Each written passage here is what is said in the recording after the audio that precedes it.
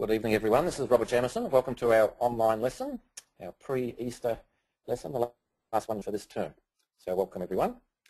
I have with me today Joshua Lipp. Say hello, Joshua.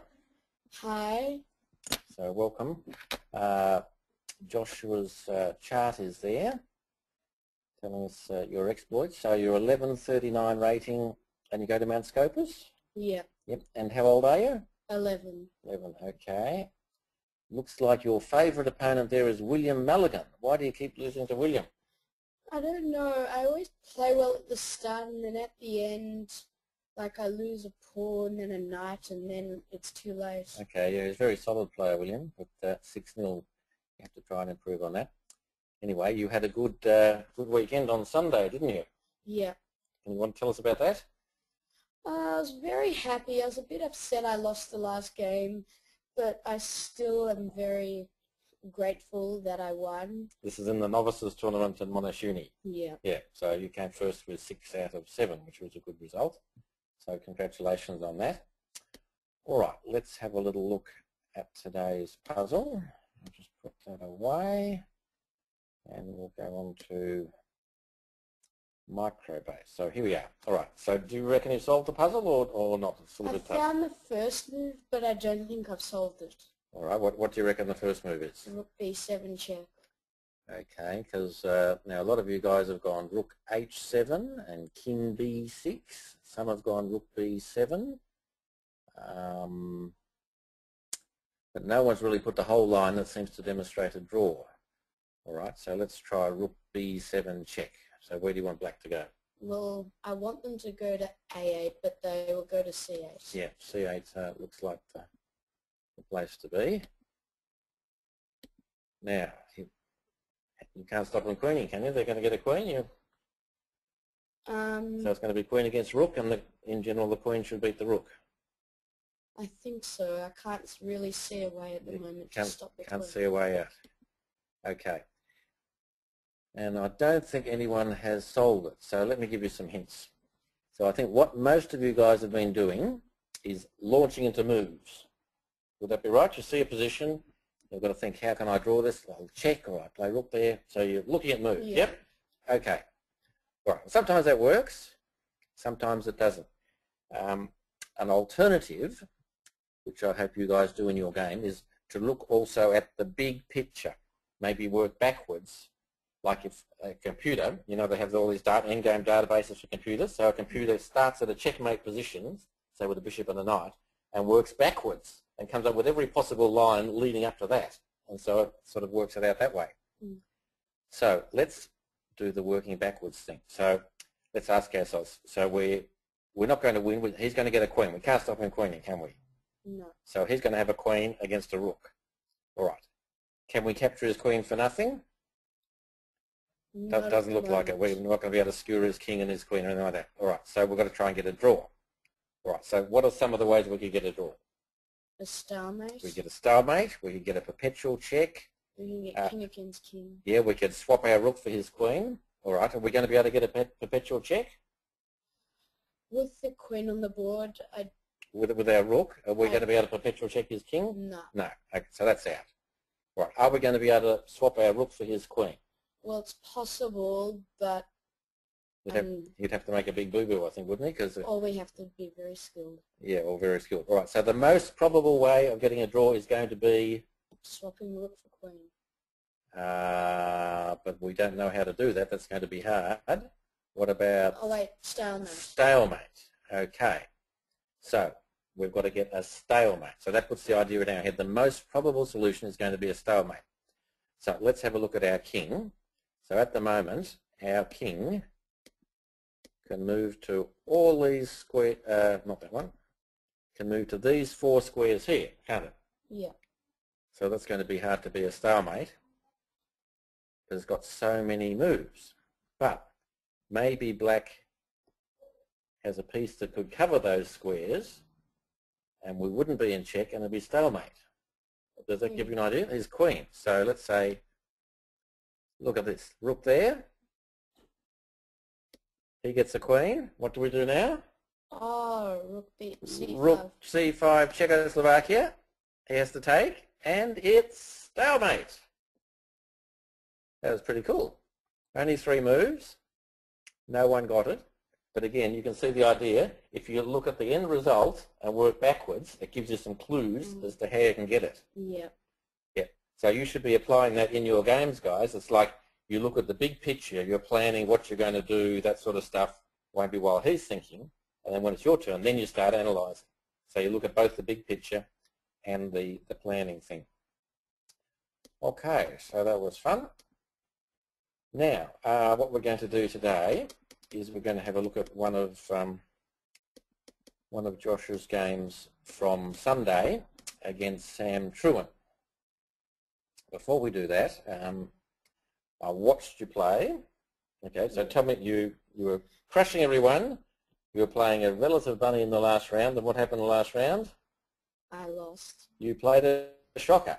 All right, well, so what did you do wrong that caused you to lose that game?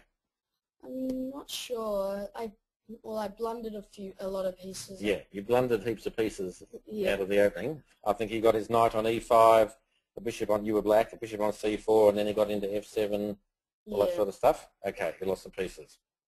All right. I watched your game earlier against young Sean Zillman. Do you remember that game? Oh yeah, I remember that game. He's very good. Yeah, he's very good for his age. I coach him, by the way, but don't tell anyone. Yes, he's very promising. But you slaughtered him. You took all his pieces like you lost in the last round. But I was watching, and you missed some tactics. Like at one stage, he had his queen on c6, and you had a bishop here and a knight here. I was standing behind you thinking, why doesn't Joshua take the pawn on f7? King takes, knight there, and you pick up the queen for 2 pieces. So there were like 2 moves in a row where you could have done that. So probably tactics might be your Achilles heel. You need to work on your tactics maybe. All right. Do you do any tactics training? Can you tell us what you're doing? Chess tempo, I do. Okay, how often do you do that? Well, when it's school, normally around once a week, but since it's holidays, I do it more often. Okay, well, what sort of rating you got up to in chess tempo? I think like 1,560 or 70. Oh, that's pretty good. That's pretty good, yeah. For any of you guys who don't know chess tempo, just Google chess tempo, but it's a sort of tactics and endgame puzzle site where you go on there and it just generates puzzle for you. And you try and solve it, and you get a rating. So if you solve it, your rating goes up. If you don't solve it, your rating goes down. So it gives you a way to measure your improvement, and it also gives you puzzles according to your standard and everything. So it's a really good site to improve your tactics. And at your level, being a young junior, just about all your games will be decided by tactics and blunders. So if you've got a good tactical eye, that's certainly the way to go to try and improve quickly. All right, now, Sam versus Josh. Here we go. Now, what will we do? Just a little bit of introduction to this game. Openings. Now, Sam plays e4. What do you do against e4? The Caro-Kann. Okay, why do you play the Caro-Kann? That's not a very popular opening. Well, I've looked at a whole lot, and I've played my dad a few times and see which one I come out best in. And after a few, I mean, like I won and lost with most of them, but sometimes I get into the end game and I find that I have a better kind of position because we're about the same strength. Okay. So Caro-Kann gets you into an end game all the time, you're thinking, or? Not all the time, but when I verse my dad, we normally get into an end game, and with the Caro-Kann, I found, I've seen that I get like my pawns are in better positions. Yeah, you have a good pawn structure and stuff. Yeah. Right, well I just want to talk a little bit about your openings. So what you guys need to do in choosing your opening is every opening's like got a different idea behind it, what you're trying to do in that opening. So it's important you understand the theory. So for instance, one of my students, Gary, he's having a look now about playing the centre counter or Scandinavian defence, which is e4, d5, and what generally takes. Now, what, Josh, do you think would be the drawback of the Scandinavian? Well, when queen takes and knight to c3. Yeah, so black's brought his queen out early, so white's gaining a move attacking the queen, and also black doesn't have a foothold in the centre, so white's like gaining control of the centre a bit. So the Scandinavian's not that popular. Okay. An alternative, so blacks said, okay, I don't want to play the Scandinavian because it doesn't give me much control of the centre. Because I put my pawn to d5 and he takes it. All right, I have a really clever idea. What I'm going to do is I'm going to play the French defence. So I put my pawn on e6 first, and then I put my pawn on d5. So now if he takes me, I take him, and I've got like my foothold in the centre. Yeah. So that sounds like a reasonable idea, doesn't it? So instead of Scandinavian, the French defence will give you more centre control. Mm. All right, but there is a little problem. Oh, hang on, sorry, I'm in the wrong mode here. Just get rid of that. But there's a little problem. So say we play like this. Now say white pushes past, which is the advanced variation against the French. Now what's the problem for black? The bishop on c8, it's stuck. Yeah, he's got a sort of dead bishop. Whoops, I want an arrow there. Apologies again. I'll try my red arrow. There we go. Yeah, the bishop is bumping into the pawn chain. It can't get out of that pawn chain at the moment, so potentially he's going to have a bad bishop. Okay, so people have come along and then said, all right, well, I don't want to play the French defence because I might get a bad bishop. So they say, I've got this brilliant idea. I'm going to play this thing called the Caro-Kann. So how is this different to the French and it might be better? Well, first you play c6 instead of e6. So when you go normally you push d5. That's right. And then your bishop can come out before you play e6. Yeah, exactly the point. So it's like the French defence. So if, for instance, white takes, black can take back, and black's still got his foothold in the centre. He's got that d5 pawn there. But the really good news for the Caro-Kann is, whoops, hang on, what's going on there? Gosh, that was funny. Don't know what button I pressed there. But the good bit is that, as Josh says, this bishop can get outside the pawn chain. Then maybe you play e6, and you don't end up with a bad bishop. So the Caro-Kann sort of positionally is better than the French defence. So that's good. So you understand that basic idea. All right. So let's give it a go. See what happens. Now, does he push past? Does he take? All right. He pushes past. Okay. So your next move is obviously going to be? I think it was bishop f5. Bishop f5. Yes. Very good. Right. So you're going to play e6, but your bishop is outside the pawn chain. So remember, one of the things we're trying to do in the opening is to develop our pieces and put them on good squares. And this bishop's now on a pretty good diagonal. So we should be happy with that. Okay. Now, what do you think white should do here? Do you know the main moves or what they normally play? I don't exactly know the main, but I know some moves that he can play. So if you were white, what would you play? Either knight f3 or knight c3. Probably knight f3. Yeah, all right. Probably knight f3 is the main line in this game. Sam played f4, trying to build up a big pawn centre. Now, what's the drawback of that, do you think? Well, it weakens his king side, so if he's going to castle, I mean, because it's weakening the file with the rook on it, but if he decides to castle and I get a lot of pieces around his king, then I've got a kind of file to attack on.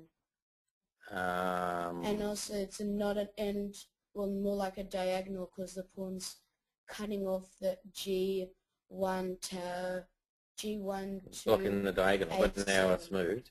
Yeah, well, it's giving him a big solid pawn centre. The drawback maybe is he's weakening his white squares a little bit. He can't play f3 to control those squares, and if he does castle kingside, maybe he's opened up his king a little bit. So f4, and it's not a developing move because it's not moving a piece. So f4 probably isn't the most popular. Now this is the other good thing about the Caro-Kann. It's not a very common opening, is it? No. So most kids, they play like e4, e5. So Caro-Kann, they might never played against them. So they're on their own. They don't know what to do. So the chances are if they don't know what to do, they're going to play something that's not the best. So if you know a little bit about it, that's going to be great for you. Okay. So let's plot along. You did E6, that's the obvious move. I've seen one trap in one of the books. Instead of playing F4 as white, that you can play A5, A4 and try and win the bishop. A4 or H4? A4. Or H4. H4. H4 and try and trap the bishop. Yeah, that's the thing you've got to be careful about. Yes, one of the things about this line of the Caro-Kann is this bishop. So is it a good bishop? It's sitting out there in a lovely spot. Or is it going to run into trouble maybe if white moves his pawn up here, and then this one up here, sort of you might end up trapping the bishop or pushing it out of the way sort of thing. So you have to be very careful that white doesn't get those pawns moving and your bishop ends up in the bad spot. Okay, so E6, knight F3, that's pretty obvious. All right. Okay, guys, let's give you something to do. You can be Josh here. His turn to move. We know he's trying to develop his pieces, control the centre, make his king safe. What move do you reckon he should play here? So type in, if you're black, what move you'd like to play as black. Let's see what you come up with. At the moment, I've got absolutely nothing. Okay, Thomas goes knight d7, Justin goes bishop g4, Callum knight d7, Daniel likes knight f6, which seems to lose a knight, Derek knight h6, Brijesh queen b6. No one's come up with the move that Joshua played yet. Interesting. What do you think, Josh? Do you like any of them, or you want to stick to the move you played? Well, at this time I was thinking of knight d7, because I know that because you push the pawn to c6, the knight can't go there, so you normally put it on d7. But I decided to probably do a different move first, because that can wait, because that can wait because it's in like way deep in my half, so it's not like it's not very easy. It's not a critical thing. Yeah, all right. Now the move you played was c5. Okay, which I think isn't too bad because it's getting our old friends the two pawns side by side in the centre, which is what we're trying to do. The same sort of thing that we try to do in the French defence. Now I know sometimes like Karpov plays this, and I know he likes to play knight d7 first. I've even seen an idea what they do is he plays c5 and then this other knight bounces around and it ends up on c6. So he sort of sets up his pieces like that, which probably isn't too bad. But anyway, c5. None of you guys came up with it, so I hope you're remembering that we're trying to get the two pawns side by side. Okay, he plays c3. And you play knight c6, which is pretty obvious now. How are you going? Are you happy with this? Yeah, I expected him to play c3, and I was kind of happy with it because now he's weakening his queen side. Yeah, your diagonal's now longer, isn't it? He's opened up the diagonal. And also, if he's going to castle whichever way he castles, one of the pawns will be gone from the three pawns that are meant to defend There's king, yep, okay. And the other good thing maybe is you've got two pieces developed and he's only got one. So you're probably a little bit ahead in development and you've got the two pawns side by side. What's he got going for him? Well, probably the bishop to b5, the pin. But I was also a little bit really kind of worried because, not worried, but a little bit annoyed because my bishop on f7, like, it can only go to e7, but that's probably where I want to put my knight. So I really wanted to take, but at the same time, I really wanted to get rid of that pawn, I didn't want the pawn to stay there. So get your bishop out, yeah. Right, the thing that White's got is he's got a bit more space because he's got this pawn on e5, so he's got a little bit more space than you. Whether that's going to be a big enough advantage or whether your extra developments on your two pawns and your nice bishop are going to outweigh that, let's wait and see. Okay. Bishop d3. What do you think? Well, I was either going to keep the bishop there or put it on g4. So, I mean, there wasn't much choice then to trade off because I didn't really want to get double pawns on the f-file, and then his e pawn will be, well, almost a pass pawn, and putting it back on g6, because if he takes, I'll probably take with the h pawn, and then I've still got double pawns. I was kind of expecting him to play that because that bishop, because he moved to c3, it's now in a very nice diagonal, so he probably wants to get rid of it. Because that's your best piece, so he wants to swap it off. Yeah. All right. So guys, if you were black, what would you play here as Joshua for black to play? White just gone bishop d3. We want your move for Joshua.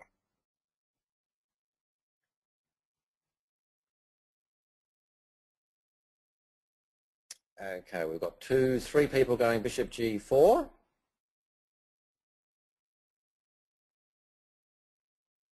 Daniel's going c4, which looks like it's losing a bit of material. Another one's going bishop g4. A lot of people loving bishop g4. Derek wants knight h6. Daniel wants to take. Let's have a chat to Derek. Derek, how are you today? Good. You want to play knight h6, do you? Can you tell us about that? Because it will protect the bishop, and if he does take, you have the knight control the city center. The knight recaptured. Yes, excellent. Thank you very much. I think you've played the best move there. All right, so now the move you played, you swap bishops. All right. Now, what's the problem with that? Well, it gets his queen developed. Yeah, his queen recaptures with developing move. So instead, what do you think about Derek's idea? Knight out here. I didn't really see that at the time, because I don't normally look at knight h6, but now I realise that it's quite a probably good move. Yeah, normally you don't put the knights on the side of the board, but in this opening, I think this is where this knight goes, because now you said you were worried about your bishop and being blocked in by the knight on e7 if you put on e7. So now your bishop's free to do whatever it wants, and obviously if he takes you, you take him. So you've recaptured with developing move, and you got your knight on a really nice square there. Yeah. So probably bishop takes bishop may not be the greatest. Actually, white could consider just putting his bishop here and then trying to annoy your bishop later on. It's a moot point, because if he swaps, one of the things about the Caro-Kann is it's really good positionally because black's got centre pawns on white squares and his bishop is obviously on the black square, so they're complementing each other. But now you look at poor old white, all his pawns, they're on dark squares, and he's got a dark square bishop, so he's really weak on the white squares. So positionally, he might be in a lot of strife. You can sort of put your pieces on white squares and you can't chase them away and stuff. All right. He's still got his more space, so we'll see how we go. Queen there. All right. What's the idea of queen there? Well, it's kind of a one-move threat, so I was expecting him to play bishop e3, just put more pressure on the d pawn. But bishop e3, you've got his b pawn then, haven't you? You can zip down here. I saw that, but I thought that he wouldn't. Well, I was getting a little bit scared that he might trap my queen if that happens. Like, once I go there, and then I don't know what he does, and then I take the rook, then he can play queen c2, and then my queen's kind of stuck. But you're a rook up. Be pretty good being a rook up. Yeah, I guess so. Yeah. I think this is a pretty good spot, because you've got pressure on here, but more importantly, you've got pressure on here. And also, if potentially he does castle, then my queen is in line with his king, yeah. Yeah, all right. So you're putting him under pressure on his d4. You're attacking it 3 times, and he's defending it 3 times. So he moves his knight. Okay, you go here. You still happy with that, or you might do something different? Yeah, because I realise that when I can play knight f f5, and then like my knight's kind of in the game, and my bishop can come out. And I was also realizing that I'm probably gonna either take or push my c pawn sooner or later.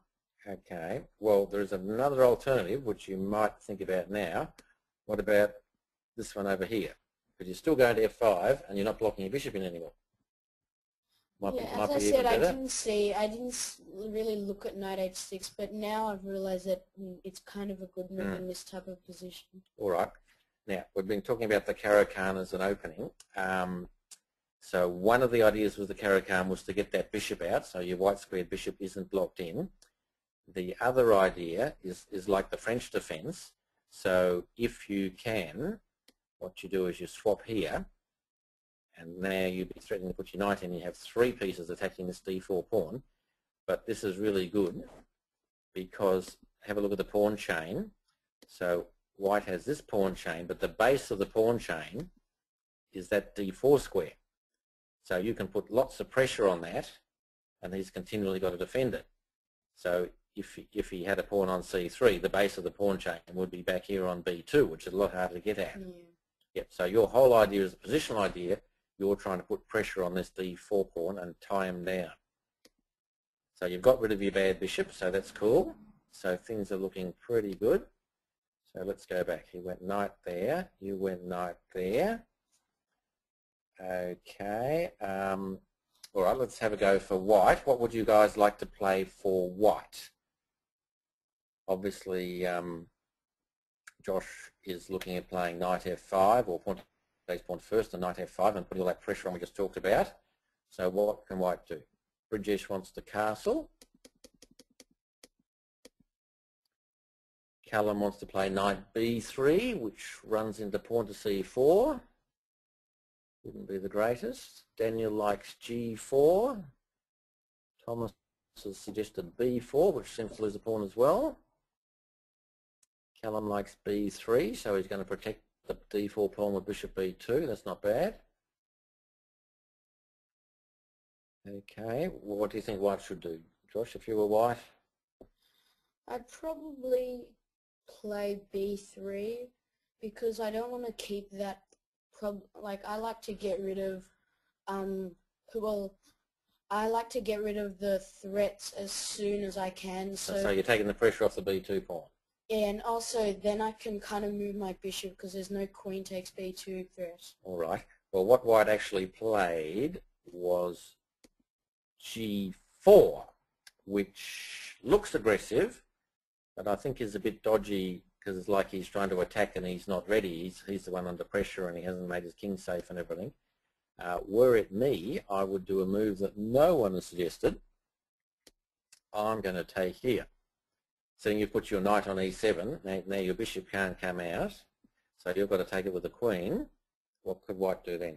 Knight b3. So he gains a move with his knight. You probably go back again. What could white do then? Developing move? Bishop e3. Yeah, bishop e3. So he's like chasing your queen, so with two developing moves, and he now hasn't got the problem of a weak base of pawn chain on d4. That's gone away. And he can in fact put a piece on d4. So that probably would have been okay if he had have seen it. But fortunately for you, he didn't do that. He went for the weakening. I was very happy with that because now I've realized that there's not much point castling on the king side because you just opened it all up. And if he does castle on the queen side, my queen and knight are already there, and my bishop, once I move my other knight, my bishop can get there quite easily. Okay, well he's sort of going to be behind in development. All right, ideas for black now, guys. What should Josh play as black? We reckon white's g4 is a bit dodgy, so what are we going to do? Type in your suggestions on the questions.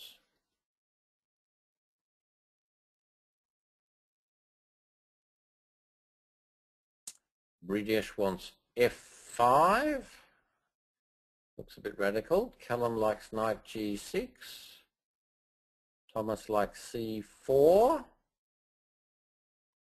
castles queenside from Thomas and Greg.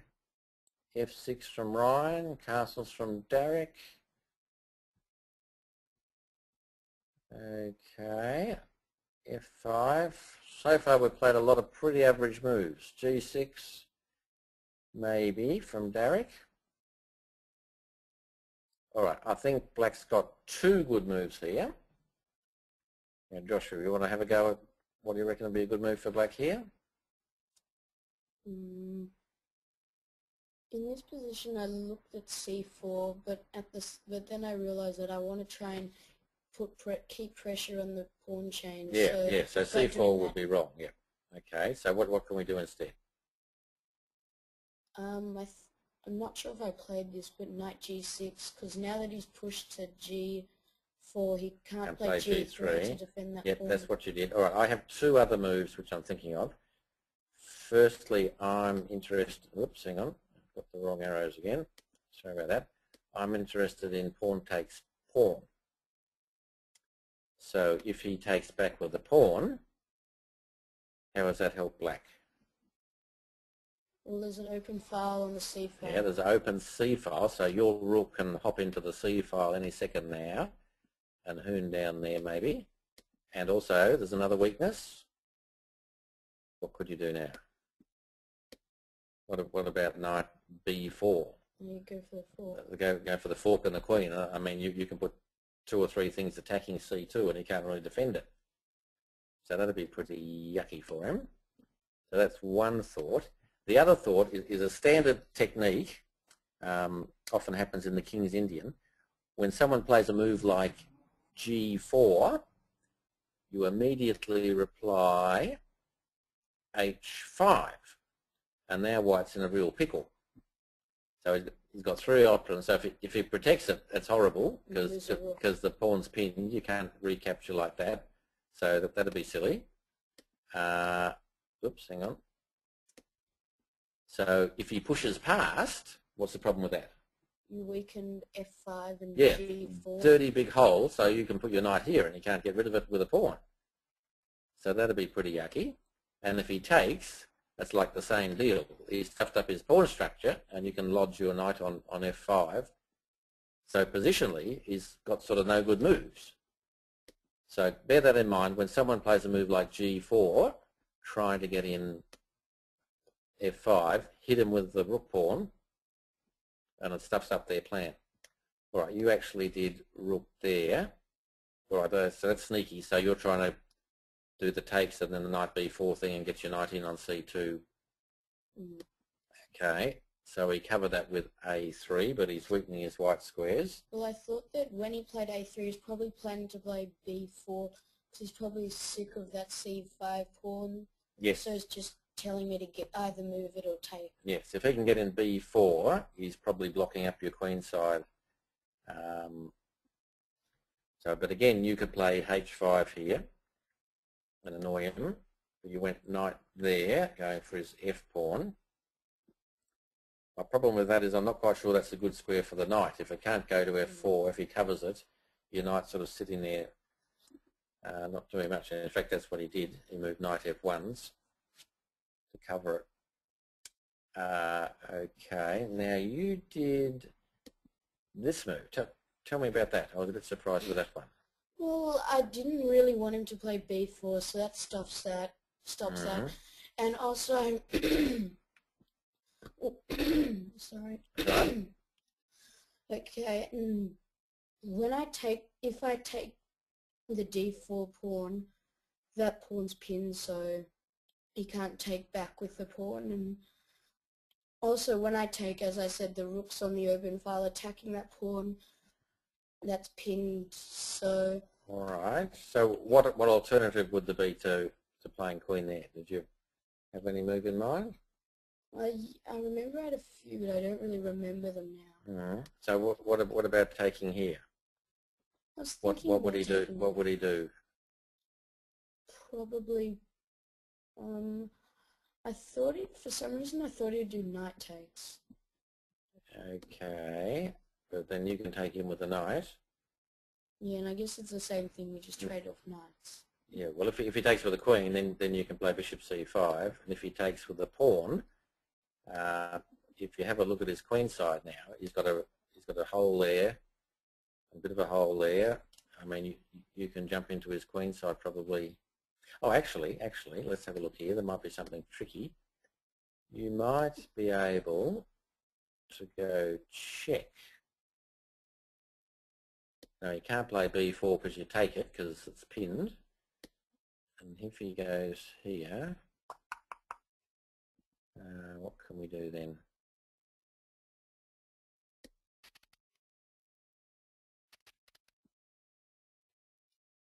We go here.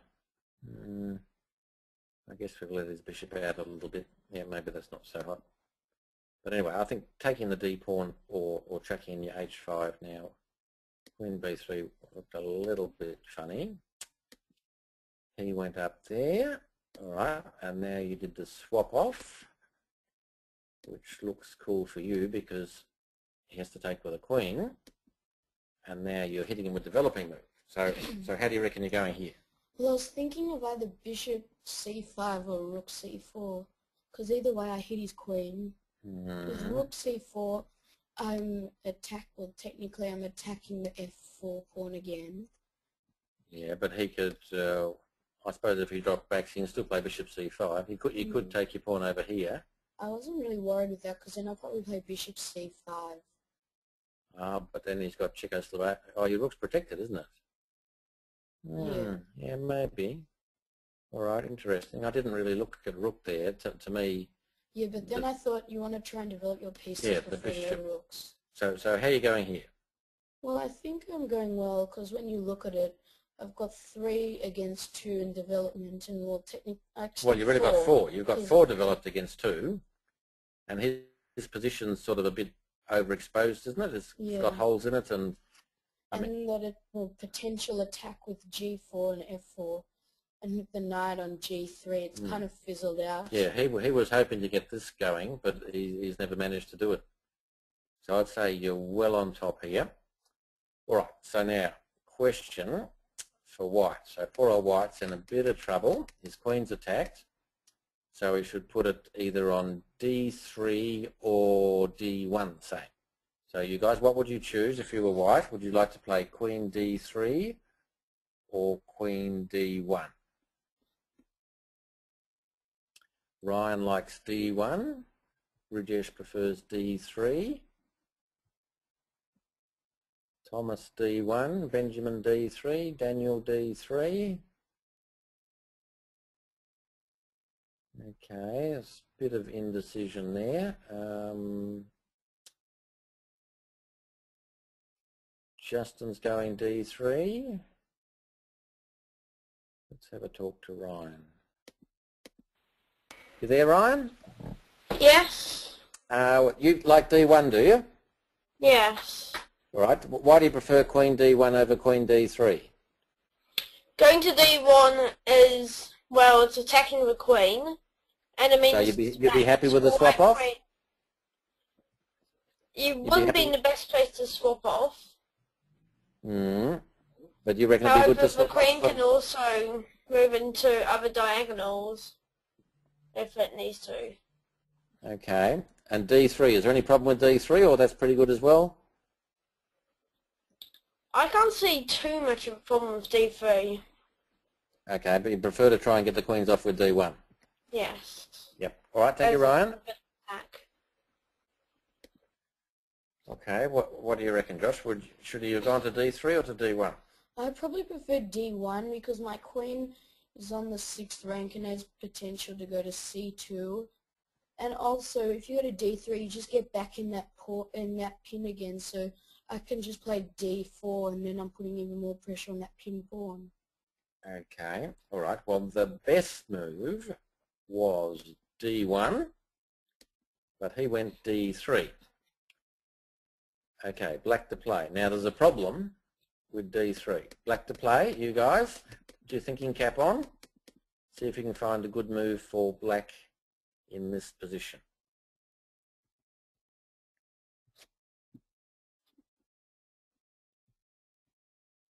No one's come up with an idea yet.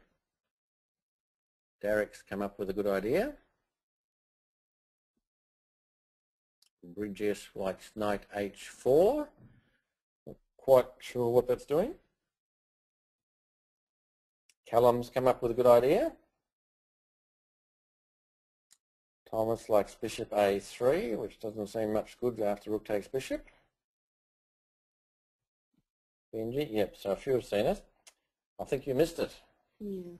Yeah, see, black can play knight takes F4. You have an overloaded bishop. Bishop takes, queen takes, so on the rook. So the rook, oops, what's going on here? Stupid mouse. So the rook goes there, and you can now go here and pick up your bishop again. So you won a pawn and you're chasing his king all around the shop. So you missed knight F4, which is a bit of bad luck. So that's why queen D3 was a mistake. Queen D1 would have been better. So congratulations to all the guys who saw it. Instead you played D4. Okay. Tell me about D4. You like that? Well, I realized that he moved back into that C3 pin, so I decided to put more pressure on the C3 since it can't move. And also, I'm not really sure, but potentially, like, if he's like so concentrated over there, maybe I can play like D3 or take C3 and have a discovered attack somewhere. But that's potential. It might not even happen. And also, it might even trade off, and then I can easily castle and put my other rook on D8, and then both rooks are aiming down on, well, semi-open files. All right, a silly question. Has white got much to do here? He can't push F5 and he can't castle. There's not much that he's got going. So what if you just castled, completed your development, got your other rook in, then you can do your D4 stuff and put your rook behind it. What do you think? Yeah, it's probably a better idea. Yeah, probably a better idea. Yeah, you guys often, like most juniors, tend to attack too early before you're 100% ready. So maybe castles would have been the go, but D4, see, the problem with that is we let his knight into a really good square then. And you went queen back there. Could you just do castles again? I probably could, but that loses a pawn. It loses a pawn, true, but you'd be crushing him. Well, let's have a go. So you do castles. So like he takes here or something, you take. Now if he takes the pawn, then just rook here. That's pretty ordinary for him, isn't it? I might even win the rook. Yeah, you're coming in on D1, so he can't really do that. So probably again castles was the go. You queen back there. What was the idea there? I'm not sure what's happening there. Well, first of all, there's a pin with the knight, but I was almost sure that he would see that, and so it kind of keeps the knight there just for the moment, and well, because I've realized that the C3 pin's not going to do much anymore. You went back. So I decided to go back and centralize it so that it still has a lot of options to go. Now the trouble is he didn't do it, but he could have probably tried to block it up. Played C4. So your queen goes somewhere, I don't know, there maybe. If you want to, you can probably even come here, chase your bishop away. Oh, hang on, then the C pawn's weak, isn't it? Wait a minute. So we won't chase the bishop away yet. We'll go C4, queen back. Maybe we just go bishop here. And you're sort of struggling to get through. So he could have had a reasonable chance of blocking it up. But he didn't do that. He went rook F1. And you then chopped. Okay, chop, chop, chop. Yeah, I'm not sure here, because you have a pawn under attack. You pushed it, knight back. So if he's got another couple of moves to get his, say, bishop D2 and his king E2 or something, he'll probably be back in the game. You went up here. Tell me about that. Why is your pawn going up to D3? Well, I know the thing that past pawns must be pushed, and I was thinking either that rook. Well, I decided that rook d8 is not very good. I lose a piece. Yeah, true. So I was probably playing that because. But is this a position where it's like a passed pawn race? No. No, your pawn's not getting to d2, is it? It's covered. Well, I thought that potentially it might be able to cause some hassles with the king and the bishop if it's still like around. So what do you think would be the normal move here? Maybe bishop b6. Maybe castle or even king e7. You've got to get that rook into it. I would think d3 is a blunder because white has a good move here. So guys, put your white move cap on. What could white play here that would be a good move?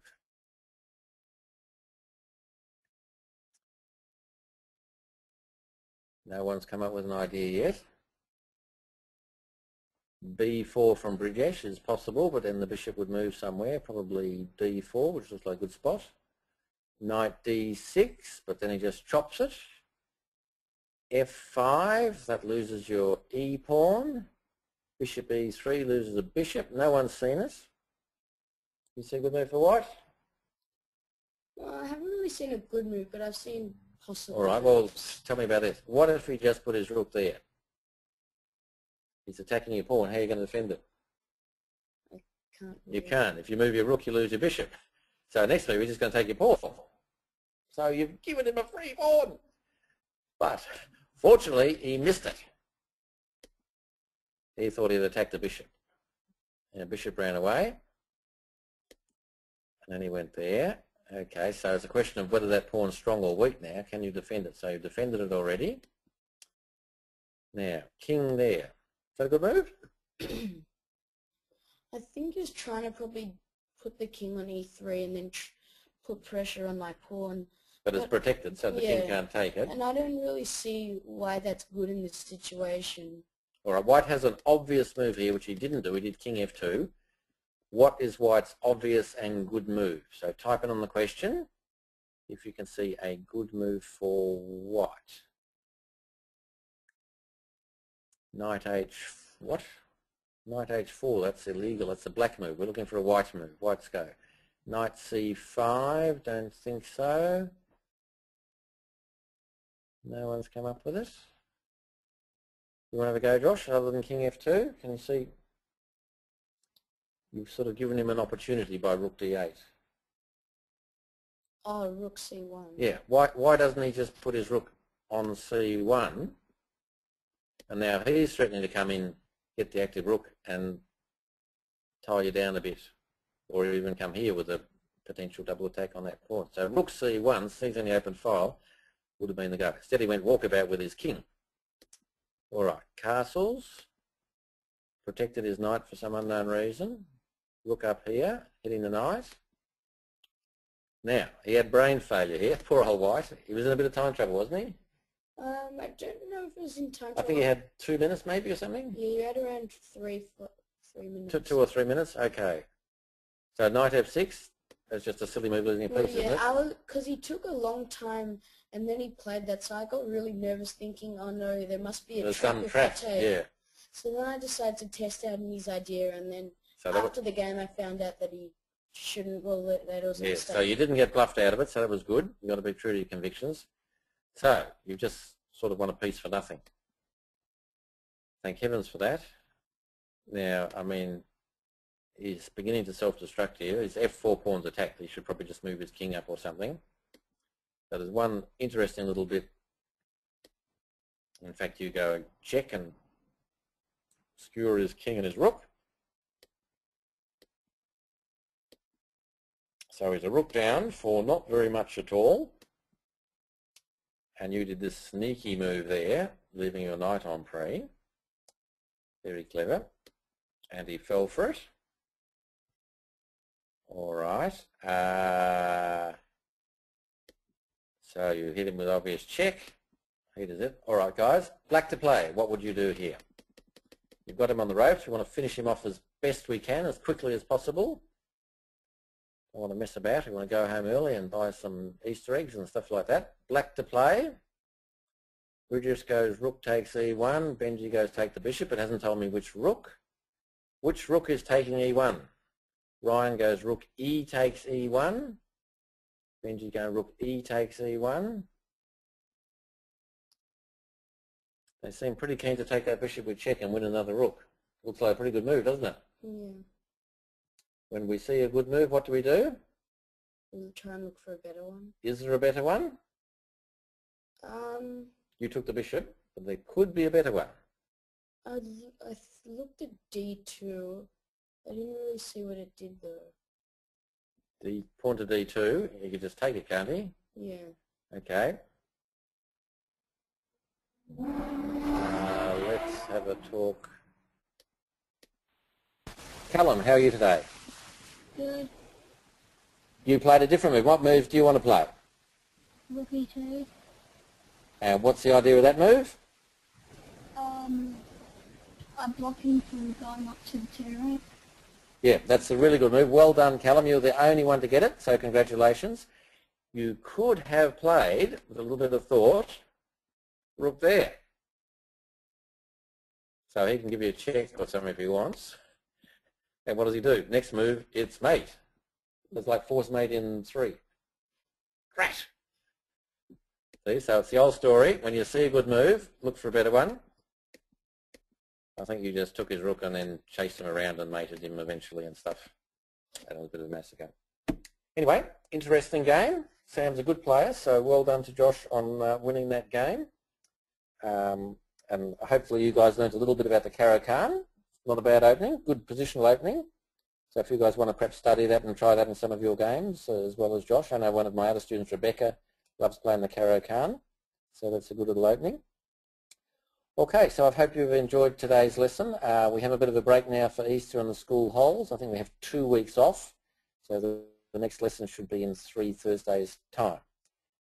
If you've got nothing to do over the next few days, the World Championship candidates is still going on in London. There's 4 rounds to go, and it's pretty exciting. You can log in and look at their live games amongst the top players in the world.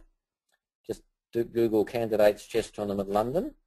Or in Australia, we have a big tournament, our biggest weekend of the Dobell Cup, which started today, has 10 or 12 Grandmasters playing, plus all the top Australians. So if you want to go and look at the Dobell Cup, they have live games there as well, so you can follow some really good games and guess the Grandmaster moves, stuff like that over the Easter holidays while you're eating your eggs. All right, so thank you very much, Joshua. Have a good Easter, everyone, and I'll look forward to seeing you in 3 weeks' time.